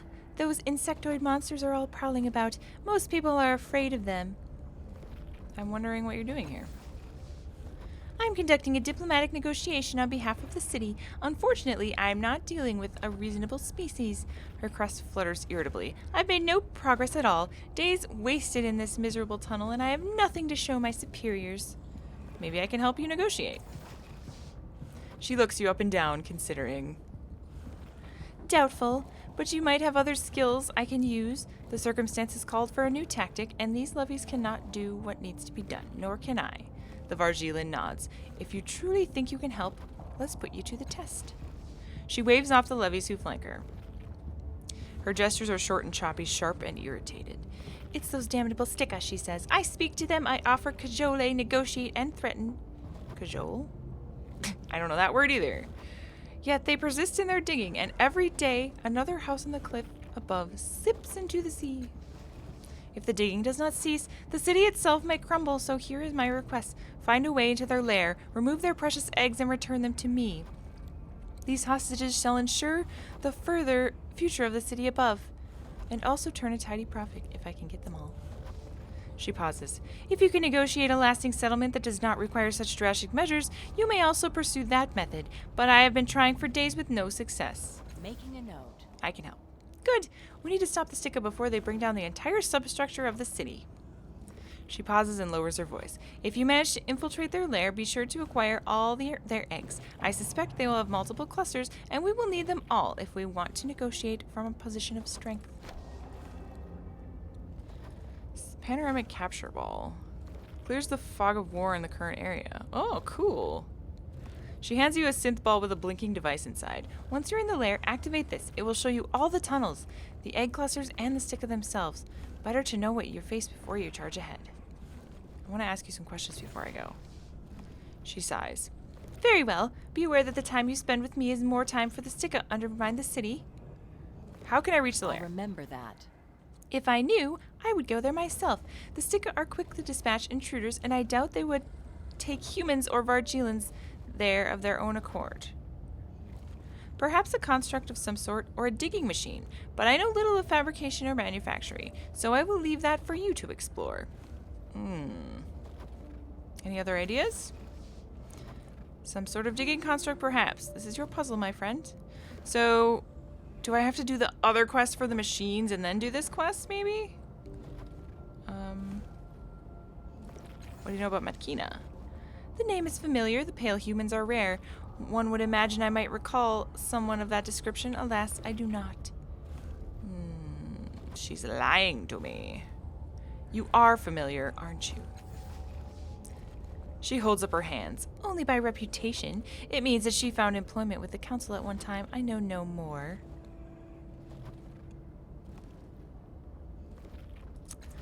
Alright. So apparently, there's some digging machine we could get I'm going. to use an alternate entrance. Maybe someone over here knows something about that. All right. Talk to folks again and see who mentions eggs. Yes, child. I'm pretty sure it was that girl, but I could do that. But I'm gonna try. Maybe this guy knows something about a machine I can use? With alacrity. Supervisor.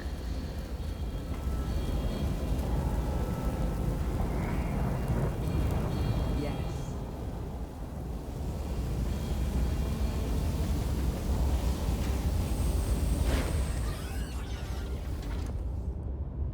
Attempt to bypass the foreman's mind and pass its life to the children.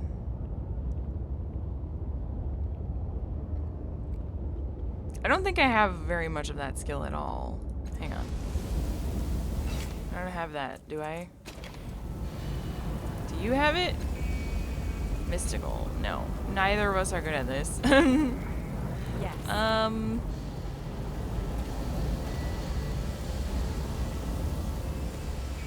Ready. Popper. I didn't talk to this guy.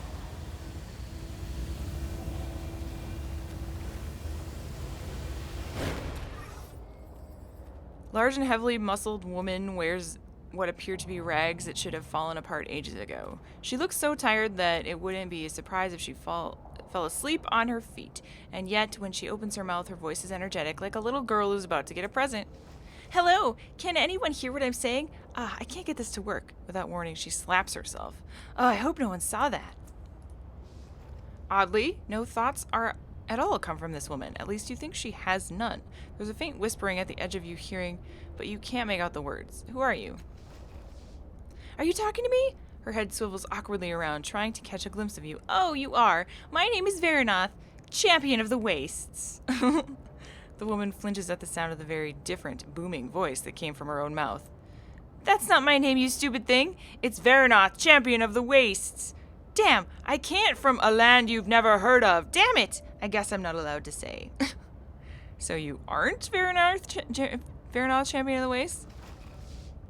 I'm not, but you might as well call me that, or just Veranoth. One shoulder shrugs and keeps shrugging. I'm not actually here. I'm just talking through her, trying to move her around. I have been saving Larian. Quick save. Her shoulder freezes mid-shrug. It keeps yelling over me if I talk about something I'm not supposed to, she says, lowering her voice. But maybe if I speak carefully. Her chin drops to her chest. My family explores the world using special tools. The body stabs itself with a finger pointedly. They tell me I'm too young to help, so I waited until everyone was sleeping and, you know, the head rolls back on its neck, winking at the roof of the cavern. Are you an explorer too? I am, but not like you. Oh, she says. For some reason, I thought that you were champion of the wastes, too. Damn, I did it again, didn't I? Just don't tell anyone what I am, alright? What can that construct do? Well, it's really hard to break. My mother, that's who usually controls it, once got stepped on it by an adult earthshaker. It was stuck her in the ground like a nail. The woman flexes a massive bicep. Am I flexing? The girl says. I'm trying to flex. Anyway, it's also incredibly strong. Punches holes in mountains strong. The arm flops back to her hip.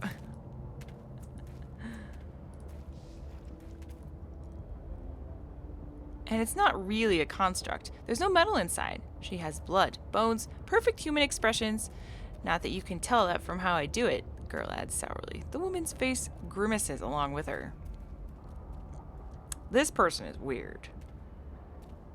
Where did you get the constructs? I was born in a storm on a battlefield that night, the woman roars. Huh? The girl says after a respectful silence. She really doesn't want me to tell you what I just tried to tell you. Can you tell me anything about how you got this construct? Seeds, the girl blurts. Oh, she let me say it, but I probably won't get away with more. Sorry. Seeds. Why do you people explore? Do your people explore? Our impenetrable fortress in a lost valley is falling apart. I think we should just go out into the world for real, but no. My family is afraid. The fingers on the woman's right hand wiggle like they're playing an instrument. Her dead expression doesn't change even as the girl's face rises. I'm not, of course, but they won't even let me use this thing. I have to sneak around like a child.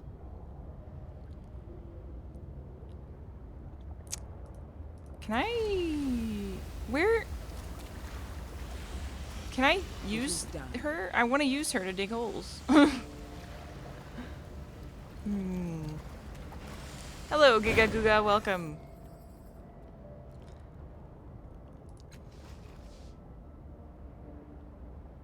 Is she the construct, or is there something else that I'm missing?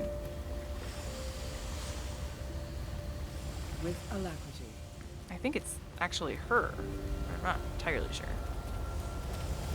Of course. Oh, okay. How about Without this doubt. way? Loot. And All right. it's probably the same thing here. Or not. You find a jumbled pile of large rocks at the end of the roughly hewn tunnel. The motionless limbs of the Stickus protrude from the mound. Oh. The rents of its carapace painted with dried ichor. Move the rocks. Butts. We're never gonna do this either. Oh, it's not bad. Oh. Find a place to sleep or use consumable items. We did it though. We did it. The first rock is the hardest to shift. Once you warm to the task, you are nearly flinging them aside as you have fully exposed the corpse beneath. Examine. Clearly, the creature was digging in this tunnel when the roof collapsed and killed it. Its smaller claws mangled and smashed, but apart from the crushed thorax, a few gashes in its carapace, the body itself is surprisingly intact. Examine the corpse again. Other than the crushed thorax and mangled claw, the corpse is intact. So, All right. what good does this do me? Anything? Can I tell the other Sticka dudes about it?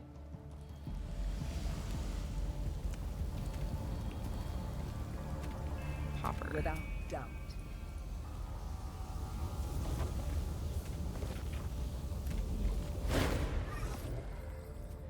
Human who speak Sticka. Checked mutters. Checked will speak.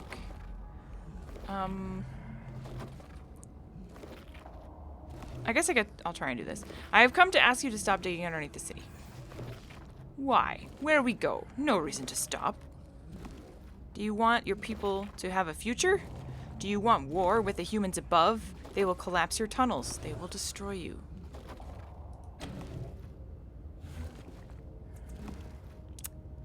Balls.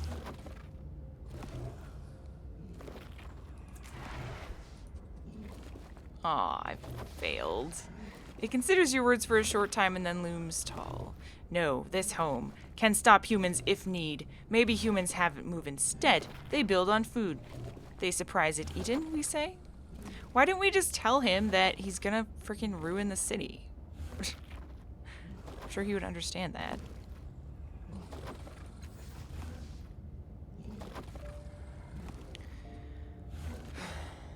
I can promise a regular tribute of power sources for your people from the city. The Stickus leans forward, interested, and the scent of sparks rises. Why they not offered before? This good. What else? I've given all the reasons I need. If you don't stop digging, your people will have no future in the city. I'm gonna do it again. I'm gonna try again. Yes! It considers your words for a time, and the scent that surrounds it vary from frightening to the mundane. At last, the smell of synth and strong glass wafts past your nose, and the checked says, human give good reason, yes. Sticka comply. Making a note. It scratches the wall and drums the pattern there. Sticka move deeper. Burrow to lesser rock. Starve for human's sake. Not fight with humans is better. Okay, bye. Okay, bye. Yes. Alright, well, I did that one. At least I finished something. I have news about the Sticka. Good news, I trust. I've handled the negotiations. She lifts one foot to begin pacing to start considering her options, and she stops. She slowly turns toward you, each eye rotating separately. She lowers her foot and turns to face you squarely and bites off each word. What did you do? I convinced the deck that digging deeper would be a benefit to both the Sticka and the humans. There's no need to steal their eggs. You left their eggs with them. How will we enforce their exile without the leverage? She smooths her crest and blinks her eyes slowly. Fine. We can work with this for now. We have time to engineer another solution. Making a note. 40 XP. Whoa. She stops, a thought striking her. Did you promise them anything else? I told them the city would send them a gift of electrical Numenera from time to time. She presses a slightly trembled hand to her head. I wish you hadn't done that, but perhaps it was the only way to achieve optimal results. She reconsiders. Very well. You've achieved your objective. Here's your payment. Nice. We did it. Yay. I actually finished a quest. That's good. So now are they going to leave? Okay. She's gone, but the Sticka are still here. So like, are you guys leaving or what? Are you leaving? Egg friend, Chikatek whistles. The smell of dust and closed air surrounds it. The creature is clearly glad to see you. Sticka dig deep, like promise. Rock not as good there. The scent of pocket of trapped gas arises, the equivalent of a shrug. But Chikatek promises. Chikatek move. Human want travel? Yes. Please. The Stickus bows, almost scuttling. The warm smell of cooking rock arises from its back. Friend to Sticka, yes. No pay for you, free. I would like to go to the Changing God's Sanctuary. Ooh. Can you take me to your old lair? Wait, why would I want to go there? To steal eggs? I don't know. Just take me to the Changing God's Sanctuary. Yes, for Sticka friends. Can take to Egg Tunnel, then walk to place, yes? Sweet! I did it! There was probably like 4 different ways to do that quest or something. That's cool.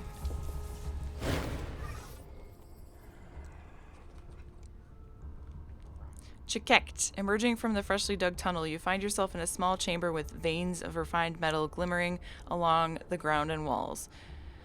There might be loot there. All right, we'll go there. We'll go there. I'm sure we'll get the option again. Kachek turns to face you. Beyond places egg room, hatching chambers. Its claws work up and down slowly. Future Sticka move far away. Sanctuary on the other side of Knot Rat Nest. Thanks, I guess. Making a note. The cold calculating Jack. Oh. Things to interact with all over the place. Oh. Doorways? On it. This is not bad, though. What's this? Warm sinews of light lace the walls, spiraling into the base of the hollow statue. It gleams in the same color as the glowing strands, faint scratches along the base, about the size of the Stickus claw. Suggest they hit the statue while tunneling and could not extract it. Round tubes with apertures of varying sizes connect to the central drum. A soft breeze from the newly dug burrow behind you hums over the openings. Blow into one of the apertures, strike the drum at the center, or reach inside. Reach inside! Ooh. Cool. Just inside the tube, you feel a piece of loose material. It pulls free with a light tug. Whatever technology this statue represents has been worn away by digging and time, but the fragments may still be used to you. Loot! The cylindrical drum and snaking tubes that make up the statue die idle and silent. Let's strike the drum at the center. Your stomach flips as a wave of vibrating air buffets you for a fraction of a second. Golden light flows up from the seams into the statue, forming a loop pattern in the center of the drum. As the rumbling continues, energy coruscates along the veins in the rock running into the device. After a moment, the sound gutters and dies away, but wispy tracings of pattern continue to glow on the surface. It's approximately the size of a human hand, though the shape is more like a dozen tentacles. Place your hand on the light tentacle. My studies have borne fruit. The same sound you heard before rattles your gut. It sputters, but remains on. The acoustics having deteriorated over the millennia, the sound is intermittent. There's something fascinating about it that forces you to pay attention. You easily tear your focus away, but the effort might be stronger if the statue was fully intact, especially on the creature with non-human psychology. Callistes raises an eyebrow. Fascinating. Seems to have a psychic effect. This one is broken, and it doesn't seem tuned for humans, but a less dilapidated device might have quite the pull on another creature. Cool. Is that voice actor same as in Skyrim? Without doubt. Callistes? Yes. She's in Enderal. In this world, Multiple characters in Enderal.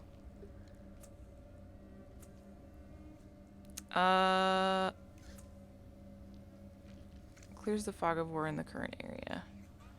So I just got this for free basically because I didn't have to use it. Wait, I could use it here.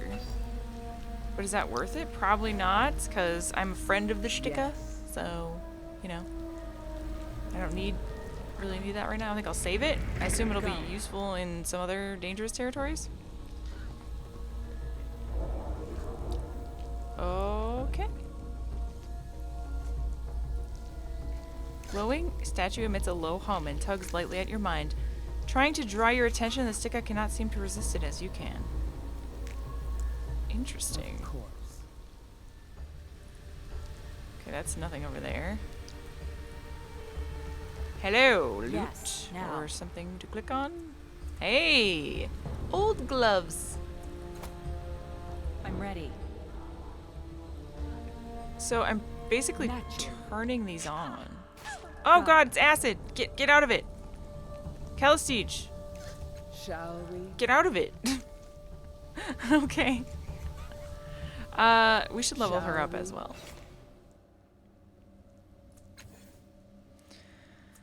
Right, blah blah blah. We should probably rest at some point too, I guess. Oh, I can't. I'm gonna give her extra effort. A promising Because choice. so far I've just basically used her for that. So let's not cross the pools of acid this time. That's probably a go. good idea.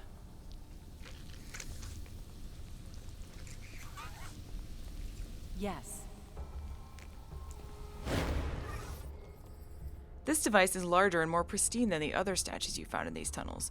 2 rounded drums are driven deep into the stone floor. Traces of light swirl in dizzying patterns across the surfaces, nodding in and around each other in tight gyres. Gyres? Those glowing threads are similar to the ones on the other statues you've seen, but much more complex. An almost inaudible hum permeates the air around the machine. Mystical. Try to strike the drums to produce a harmonic sound. We should be good at this, right? Yeah. Oh, damn it. She doesn't have enough. It's still 100% though. Sorry, Callistes. You bring open palms down on the 2 drums simultaneously, and gonging resonates through you. A burst of golden light erupts from the machine for a fraction of a second. Your mind is wiped clean. Stunned. My mind is wiped clean. Is that worth it? Ready. I don't know. The last lingering dredges of energy has been drained. What did that do? Did that get rid of my intellect, or did I already have 2 intellect? We need to rest. Of course. We really do need to rest.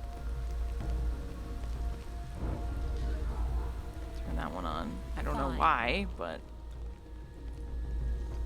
Okay, that's probably where we're going. Brood's ears. When you insert the set of plugs in your ears, you can suddenly hear the ears of another being. through the ears of another being. Pulling out the earplugs and reinserting them into your ears links you to a different individual. Overheard speech seems to be completely incomprehensible and alien each time, so the target's individuals are probably distant in space and time or both. Wow, that's cool and creepy. Your mind is wiped and you lose all your experience points. Seriously? No, no. What? Seriously? Are you just messing with me? Or did I really lose all my experience?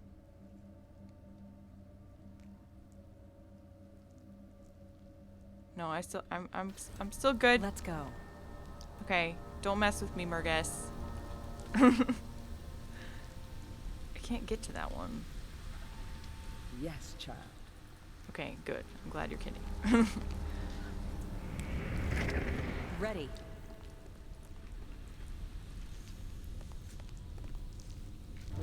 In an instant. I really don't know the purpose of turning all these on, but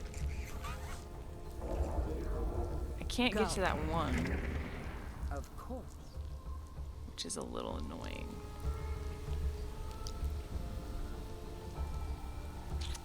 I have a feeling like something will happen if I do it, though.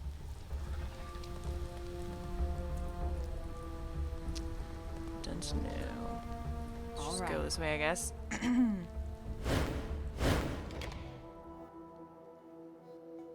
Second worst thing that can happen to a role player after losing loot? Yeah, I'd say. Wow, what the hell?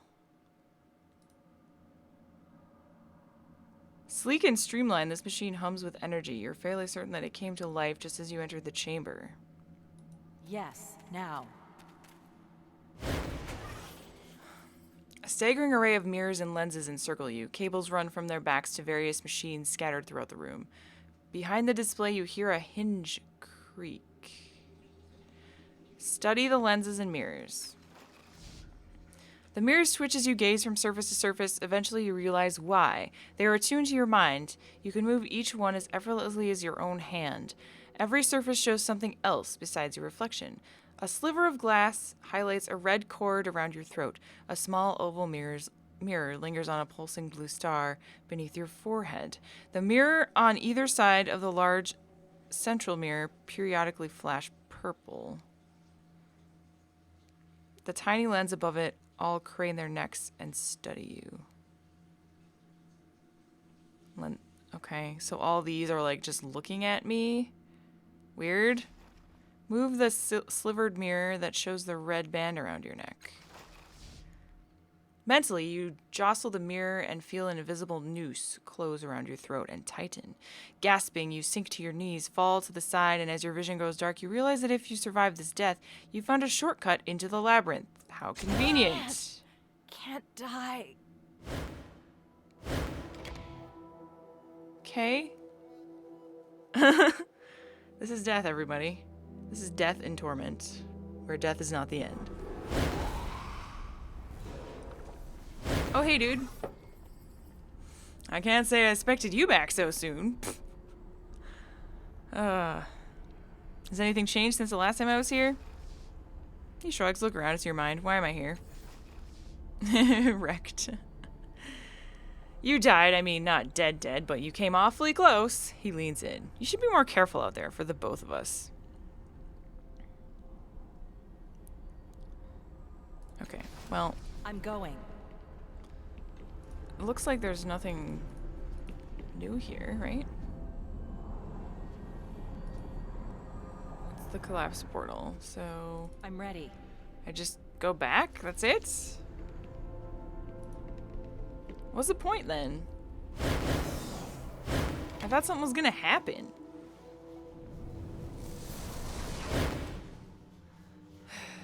I just got a tip that said talk to my companion, so I'll talk to Calistege. We've been waiting, dear. Shall we continue? Oh, sorry. I didn't mean to inconvenience you with my death. Now. She raises an eyebrow and waits. How are you holding up? You have your charms, and they are fair few more than most. I suppose I could say I enjoy your company, but we're beyond such trivial ponderings, of course. Fine. Fine then, Calistege. Okay. Well, let's save and, Go. try something else. Use the thin mirror to kill yourself again. I don't know why I would want to do that. I mean, I can get to the labyrinth or whatever, but there's going to be some reason for it, I'm sure. Watch for the purple glow in the side mirrors. As soon as you look to the mirror to your left, a torrent of radiant light flows through you, nearly tugging you off your feet. You regain your balance just in time to see the light pass into the mirror on your right. In that mirror, you see a machine aglow with the same purple light you spotted before. If you allow the light to carry you, chances are that it will take you to wherever that machine is. Okay. Examine the small oval mirror. The pulsing blue star beneath your forehead expands as you watch. Oddly enough, it feels like it belongs there, like it was waiting to be discovered. Motion draws your attention to the other two mirrors. In them, you see a very different reflection of yourself. Pale clouds of blue light surround your head. Feathery tendrils trail from every fingertip, flickering in the air. You raise your hand. Your reflection does as well, and suddenly, your head burns with the ache of the radiant object within it. Snatch a rock from the ground and break the mirror. Pluck out the object. Ooh, an artifact. You press your fingertips against your forehead and feel the needle-like tendrils close around the round object inside your head. Carefully, you pull it out. The rising agony melts away and the glow slowly fades from your hands, revealing a bronze sphere in your palm, glowing more substantial with every passing second. Ooh, cool. This is a fist-sized bronze sphere that you remove from a trans-dimensional space inside your head. Its surface is covered in interlocking spirals. So we just don't know what it does, but artifacts are good. Oh, it's a quest item artifact. Oh, okay. Well, phooey. Look into the large central mirror. Of all of them, the mirror seems the most mundane. It shows your unaltered reflection. The crease between your eyebrows as you concentrate. And the gaunt, staring creatures in the hallway behind you. Force the mirrors to focus on the creatures. The mirrors strain at your bidding and you see the things behind you clearly. They're bony, nude, shuffling in the air through a slit in their swollen faces. One of them wheels around, fixing you with a single hungry eye. It stumbles toward you, feet scraping across the stone. The rest stagger after it, slurping and gasping. Could be something Foreman needs, but it is stretched to say the least. Yeah, I was kind of thinking maybe that too. That's why I'm saving it for last, in case we can't come back. I don't want to hurt you. Return to your realm. Leave this place or die.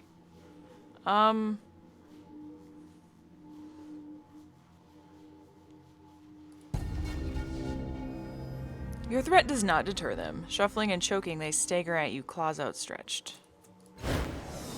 Combat? Oh, combat!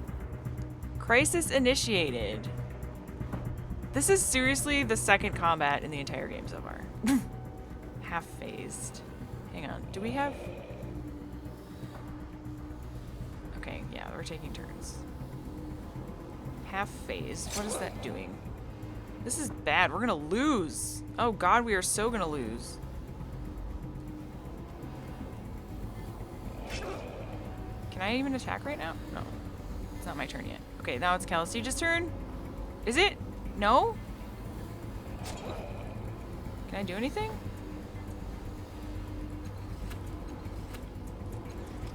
She is so dead. Some assistance is required. Yeah, I'll say. Okay, now it's my turn. It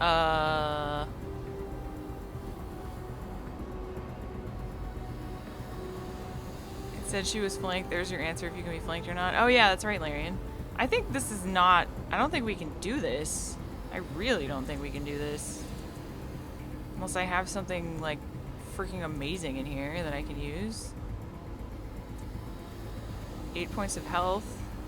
Can I do that on her, though, or does it have to be... on me?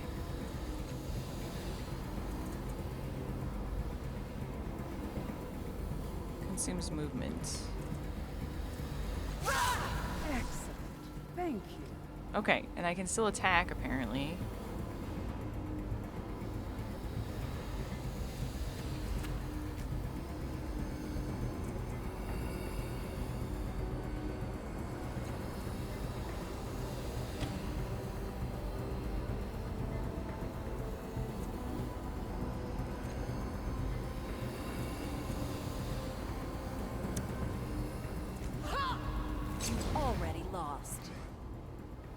I think they have me surrounded. We are so dead. Teleport to a point within range, then gain phased. Yes, yes. Get out of there. No line of sight. Choose a position. My sisters lend their strength. Woof. Okay. Now I'm gonna die, but...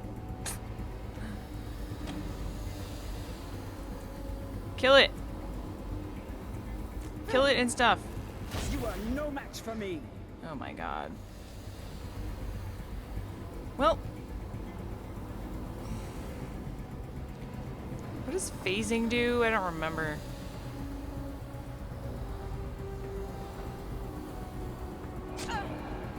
Ow.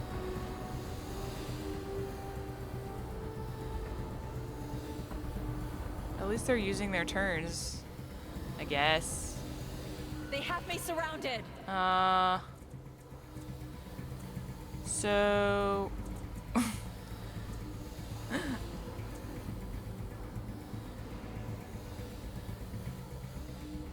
I think I should probably move, but... I think... Will they attack me if I try and move?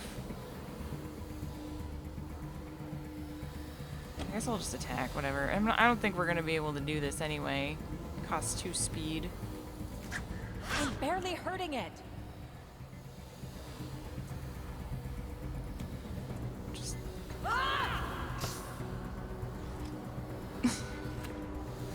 Calistige's turn. Finish off that one.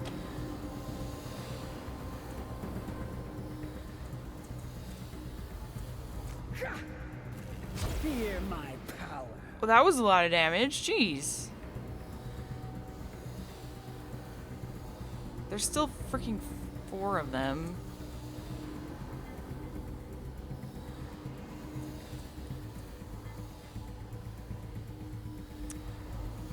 I wish I could use that on me. You don't have anything. Alright, just end your turn, I guess. Okay. Well. What's happening to me?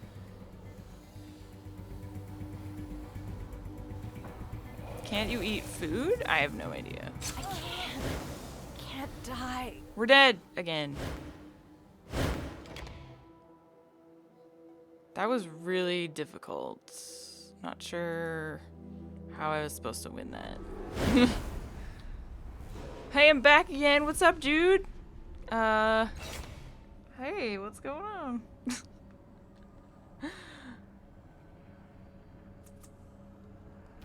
Hi.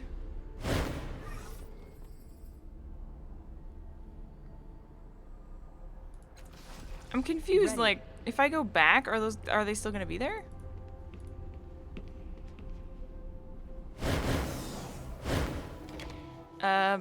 Do I want to reload or do I care about Calistige being dead? I don't know. I could just get the other guy, but oh, she's right here. Wait, what? Huh? Come now. Enough dawdling. We have a world to see. So Yes, child. Can we, how do we rest? Do we have to go into a town probably or something? Probably. Well, there's a couple more things I haven't done, so I'm gonna do them. Okay. Actually, no, because it's gonna take us somewhere. this So world, first, let's explore the rest. Exo Gamble. Thank you for following. This device looks like it was once part of some larger device or network of devices. Embedded in the rock beneath the city, thick cables disappeared into holes in the wall. The machines gives off a low hum just at the edge of the hearing. Try to figure out how the machine works.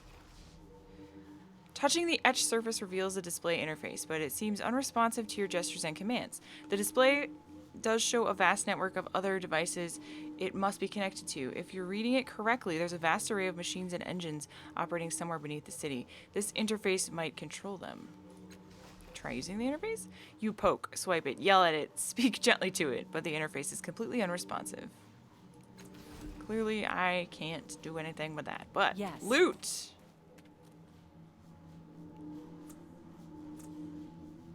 A healing sword. That's so cool. I wish I could use medium weapons. I'll remember that. I'm ready. Calistige is dying. She has a torn tendon. Yes, now. 33 viewers tonight. Yeah. Thanks for coming, everybody, by the way. Sorrow looms from the skillfully created mural. You can almost feel its clammy tendrils wrapping around your heart. It's inhuman. Victims twist and writhe, pleading for impossible mercy. Of course. That sounds great. Some of the glowing bands on this machine have gone dark. It seems to be dying. I'm ready. So we've got dying or dormant machines here. Here's a button. Press button. As you approach the machine, Calistige rushes to examine it more closely. This device, your sire used it to maintain access to the data sphere. I must know how. Did he leave notes nearby? Try to remember what the notes might be. I'll try. I'll try. Hey, it did.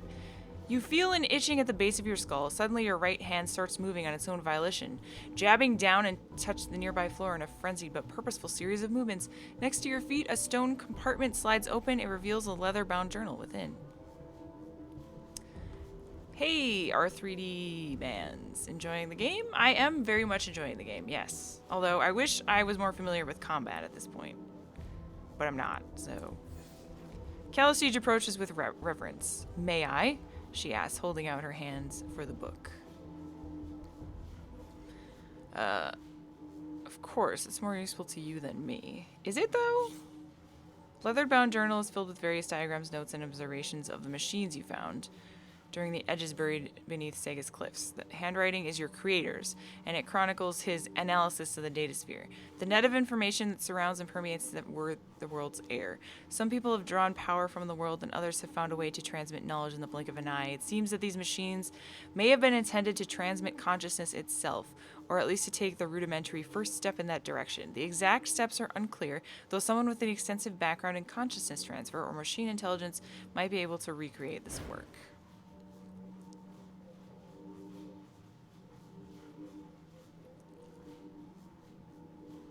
It actually is more useful to her than me, so I'm going to give it to her. She turns it over in her hands, examining every inch of the binding. Your sire always has such marvelous craftsmanship, she murmurs, slowly releasing the drawstring that binds it closed. As she flips through the pages, slowly at first, then faster, you catch sight of diagrams, notations, and drawings, all of them on your sire's machines beneath the city of Sagas. Gold tide and blue tide, huh? Lost item. Thank you, Calistige breathes without looking up and moves away to continue her study of the book's contents. Yes. Interesting. She catches you looking at her. His observations on the datasphere are fascinating. Nothing I can share yet. It's purely conjecture. This could be what I've been looking for. Well, either I have made a poor decision and she's going to leave me alone with that book, or leave with it, I should say, and abandon me, or she's going to help me in some way. Even so, please be careful. Accessing the full unrestrained datasphere might be dangerous for you. The information must be powerful, else he wouldn't have hid it. Yeah. She follows a quick glance at you with a scoff. Dangerous? Surely not. Yeah, right. How are you feeling?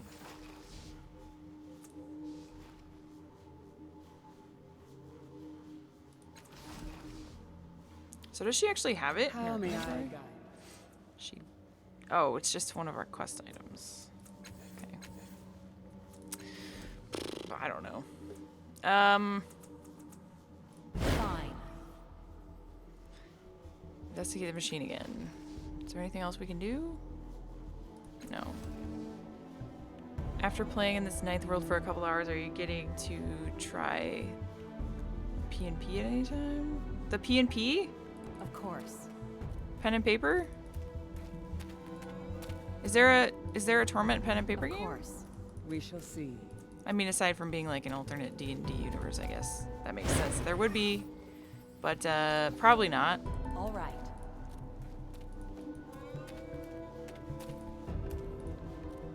On it. I don't think there's much else we can do here, so I'm gonna do the last event in ready. this mirror. Okay, look at the purple glow in the side mirror and allow it to carry you through the opposing mirror. A flood of purple light streams from the mirror as soon as you look at it. It lifts you from your feet and carries you into the mirror to the other side.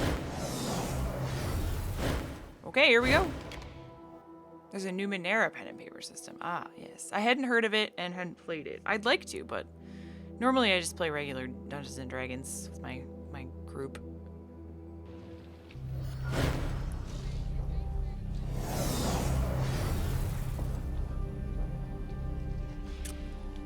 Well, I'm here again. That's cool.